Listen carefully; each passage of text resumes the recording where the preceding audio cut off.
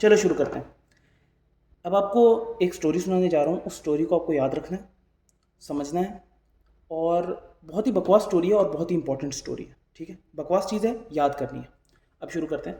ये जो आपको अभी अपने स्क्रीन पे दिख रही होगी एक लड़की की फ़ोटो, उसका नाम है हेलन केलर। बहुत सारे लोग उसको जानते भी होंगे, बहुत सारे नहीं भी जानते होंगे, पर इस फेस को ज़रूर याद कर लेना, हेलन केलर। इसी से मिलता जुलता एक फेस है, हेलन नाम की एक लड़की। ठीक है, वो आई है। Helen came from Singapore to US with 25 labs dressed as a chicken. मतलब हेलन आई है एक चिकन की तरह ड्रेस करके, चिकन की ड्रेस ऊपर डाल ली उसने, सिंगापुर से यूएस पे आई है, साथ में 25 छोटी छोटी छोटी छोटी लैब्स अपने साथ लेके आई है। ठीक है, उसके बाद उसको पता चलता है कि नहीं यार यहाँ पे मेरा काम नहीं बन रहा है, तो वो इंडिया आ जाती है, उत्तराखंड में। ठीक है, then she came to Uttarakhand. उसके बाद उसने एक बकेट खरीदी है और एक गाय खरीदी है। ठीक है, वो क्रॉस कर रही होती है चंडीगढ़ और मनाली हाईवे, लेकिन एक लैंडस्लाइड हो जाती है और वो अपनी सारी एक्सेसरीज, जितनी भी एक्सेसरीज होती हैं उसके पास, पासपोर्ट वगैरह वगैरह, वो सब लॉस कर देती है। उसके बाद वो एक लेबर की तरह काम करती है 10 अलग लोगों के साथ, एक 75 साल के बुढ़े आदमी के लिए, जो उसे बहुत ख़राब ट्रीट करता है, उन सब लोगों को बहुत ख़राब ट्रीट करता है, लेकिन गवर्नमेंट उसको रेस्क्यू कर लेती है। अब जब वो रेस्क्यू हो जाती है तो उसकी फ्रेंड्स हैं सिया और प्रिया, उसको कुछ सिक्योरिटीज़ भेजती हैं। सिक्योरिटीज़, ये वर्ड का याद रखना, सिक्योरिटीज़ भेजती हैं जो मनी की फॉर्म में होती हैं, ताकि वो एक लोन ले सके, ताकि फिर अपना पासपोर्ट वीज़ा ये सब वगैरह कर सके और निकल सके देश से। तो वो जाती है BIS के पास। BIS क्या है? बैंक फॉर इंटरनेशनल सेटलमेंट्स, क्योंकि वो एक इंटरनेशनल प्राणी है, तो फिर वो बैंक ऑफ इंटरनेशनल सेटलमेंट्स के पास जाती है और एक लोन लेती है स्विट्ज़रलैंड जाने के लिए। वो लोन लेती है, स्विट्ज़रलैंड पहुंचती है, लेकिन उसको अचानक से चेंज ऑफ हार्ट होता है और वो इंडिया वापस आती है, क्योंकि वो बाजरा, रागी और जो वहाँ की ज्वार है वो ये सब वगैरह मिस कर रही होती है। और उसे पता है कि अभी राष्ट्रीय कृषि विकास योजना स्कीम चल रही है, तो उसे वो सारी की सारी चीज़ें सस्ते में मिलेंगी, इसलिए वो आ जाती है। ये एक बहुत सिंपल सी स्टोरी है, ये आपको याद करनी है। अगर समझ में नहीं आई है, एक बार दोबारा पीछे जाइए और दोबारा इसको सुन लीजिए। अब आते हैं हम लोग मेन पॉइंट्स के ऊपर। आज का जो मेन शुरू होता है करंट अफेयर्स, वो होता है सेल कल्टिवेटेड मीट के साथ, या फिर कल्चर्ड और लैब मीट के साथ। मतलब ये एक ऐसा मीट है जिसके अंदर किसी की भी बुचरिंग, किसी की भी स्लॉटर नहीं होगा। आप लोग लैब में मीट बना सकते हो। और अभी अभी ये यूएस को अप्रूव हुआ है, अभी जो मतलब द हिंदू के अंदर आया है कि यूएस ने अप्रूव किया है सेल कल्टिवेटेड मीट या फिर कल्चर्ड और लैब मीट। लेकिन ये दूसरी कंट्री है जिसने इस चीज़ को अप्रूव किया है। सबसे पहली कंट्री सिंगापुर है, जो 2020 के अंदर से ही, 2020 से ही जो सेल कल्टिवेटेड मीट है या कल्चर्ड लैब मीट है उसे यूज़ कर रही है। यहाँ तक कि ये भी माना गया है कि 2030 तक ये जो सेल कल्टिवेटेड मीट या लैब मीट है, इसकी 20 to 25 बिलियन मार्केट प्रोडक्शन हो जाएगी। फ़ायदा इसके अंदर क्या है कि कोई स्लॉटर नहीं हो रही, कोई पॉल्यूशन नहीं हो रहा। क्योंकि हम लोग जानते हैं कि हाँ यार, जो भी मीट वगैरह की फ्रेंचाइज वगैरह है, वो सबको बनाने के लिए, करने के लिए बहुत ज़्यादा पॉल्यूशन भी होता है और बहुत ज़्यादा बुचरिंग और स्लॉटर भी होता है जानवरों का, तो वो सारा का सारा बंद हो जाएगा। ये एक तरीके से आप बोल सकते हो कि बड़ा ही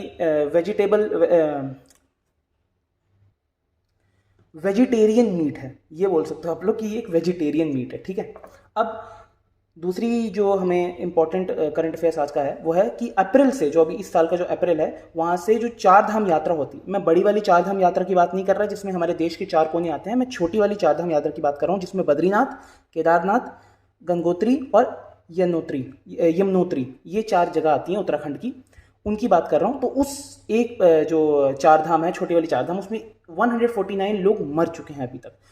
जो रीजंस हैं उनके, कभी हार्ट अटैक है, कभी वेदर है, क्योंकि बड़ी ज़्यादा ऊंचाई पर जा रहे होते हैं। ज़्यादातर हमारे ओल्ड एज वाले ही होते हैं, पिलग्रिम्स मतलब वो लोग जो यात्री होते हैं, जो भगवान और खुदा इन चीज़ों के लिए निकलते हैं, पिलग्रिम्स।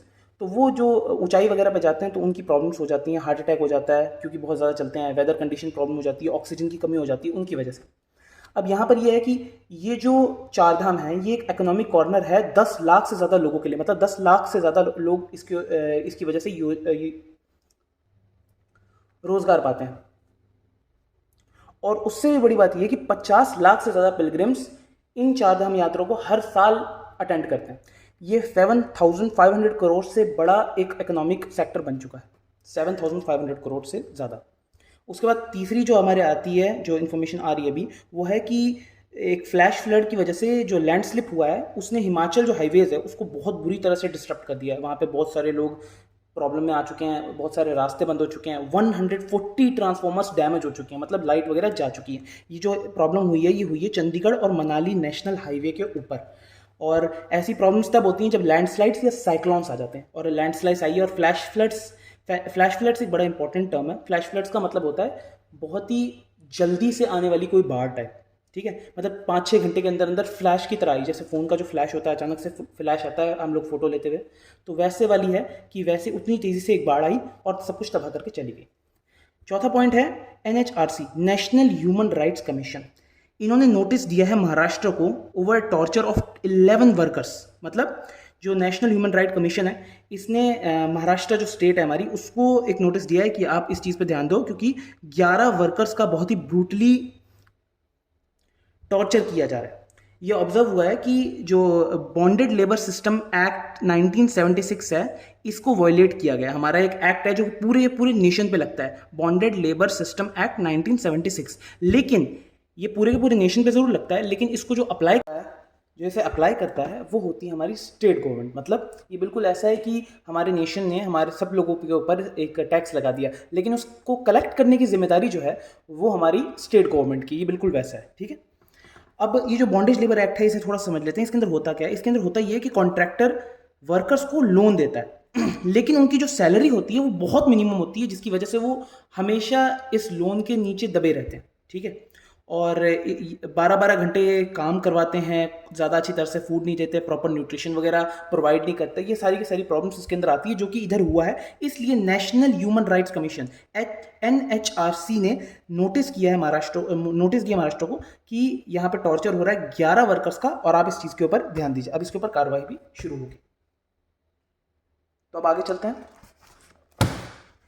जो अब अगली जो करंट अफेयर्स की इंफॉर्मेशन हमें मिल रही है वो है S&P जो रिटेन्स है उसने ये बोला है कि इंडिया की जो ग्रोथ है वो प्रोजेक्ट एटलीस्ट 6% करेगी। हमारी जो ग्रोथ ऑफ इकोनॉमी है, ये S&P एक्चुअल में ग्लोबल रेटिंग एजेंसी है जो कि बताती है कि हमें किसी की इकोनॉमी कितनी ज़्यादा ग्रोथ कर सकती है, वो कितने ज़्यादा लोन ले सकता है, कितना ज़्यादा चुका सकता है, प्रिंसिपल रेट अमाउंट ये सब वगैरह वगैरह, कितने टाइम में चुका सकता है, कितने अच्छे तरह से चुका सकता है। ये बिल्कुल वैसा है कि हमारे फादर्स वगैरह अगर बैंक से लोन लेते हैं तो वहाँ पे एक क्रेडिट स्कोर उनका चले जाता है कि अच्छा इन्होंने इतनी टाइम पे लोन दिया, अच्छा इन्होंने इतने टाइम पे लोन नहीं दिया, इन्होंने इतनी जल्दी चुकाया, इन्होंने इतनी लेट चुकाया। तो इनका एक क्रेडिट स्कोर बन जाता है कि ये आगे कितना लोन ले सकते हैं और कितना दो नहीं ले सकते हैं, ठीक है।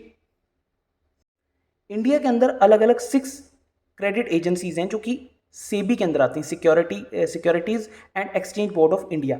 अब यहाँ पर एक इंपॉर्टेंट पॉइंट है जो कि पिछले प्रीलिम्स में भी आया था। वो पॉइंट ये है कि पिछले प्रीलिम्स में क्वेश्चन आया था कि जो हमारा एजेंसी है क्रेडिट एजेंसीज वो आरबीआई के अंडर आती हैं।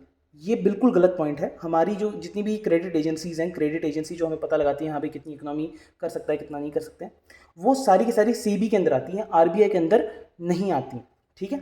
और इंटरनेशनली इसकी 3 बॉडीज़ हैं, Fitch Ratings, Moody's Investors Service and Standard and Poor's. ये S&P इसका फुल फॉर्म है, स्टैंडर्ड एंड पुअर्स, ठीक है। अगला पॉइंट है world at critical point in inflation fight sorry.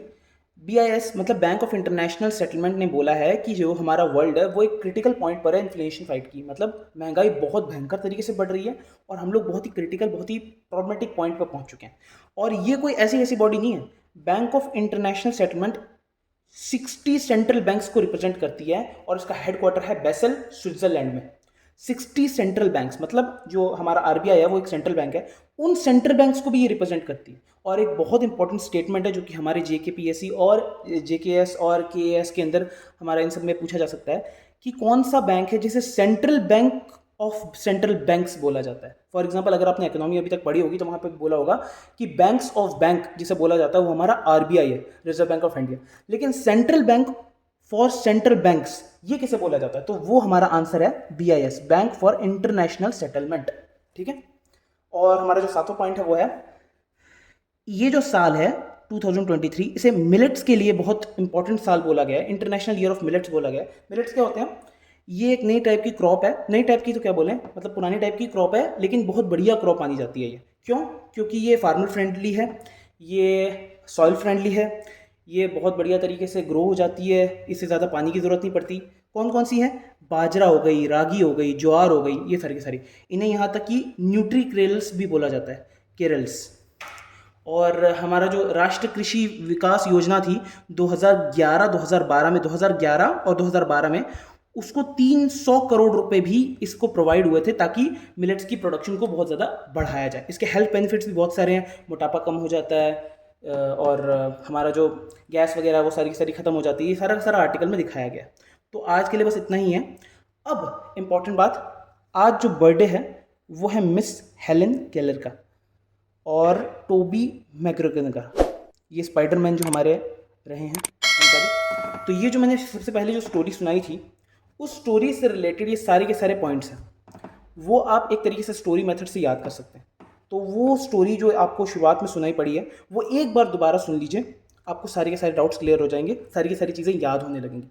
और फिर मिलते हैं नेक्स्ट वीडियो पे।